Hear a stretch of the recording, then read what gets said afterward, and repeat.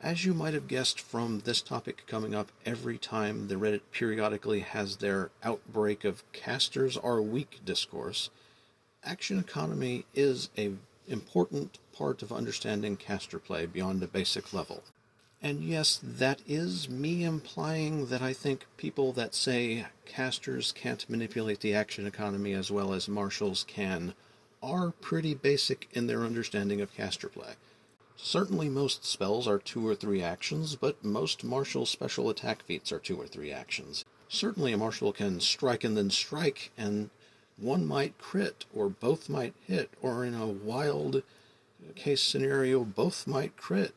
But then a caster can also spend 2 actions and do a massive AoE damage that is doing comparable damage to that, or spend 2 actions that does decent damage and a rider effect, or spend 1 action on a fairly basic spell and hit the entire battlefield with enough penalties that degrades the encounter difficulty of the fight. Some spell lists can get potent reactions before most martial classes can get them. There are several spells that repeat themselves on sustain, giving most of the effect of a 2-action spell and often outclassing martial 2-action special attacks for 1 action. Several spells can emulate martial effects, like an Agonizing Despair or a Vision of Death deals decent single-target damage compared to a one-hander weapon, Intimidating Strike, but is more reliable for inflicting the penalties and can get a higher scale on them. Caster strikes, if they keep up on runes, are typically, usually, more accurate than most martials' follow-up attacks to an initial strike. That Vision of Death spell that often outdamages Intimidating Strike and can inflict more fear, well, you can follow that up with a strike that is more accurate than most martial strikes. And it could be at a tier higher fear, meaning your follow-up attack is more accurate than a fighter's follow-up attack to Intimidating Strike.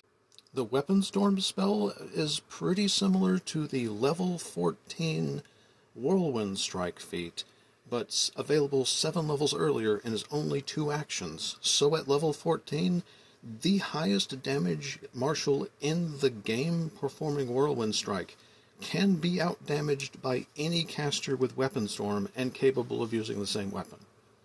And let's not even forget that some spell lists have the ability to give or take away actions, and this whole strike as a follow-up thing means they're technically better with haste than everybody else.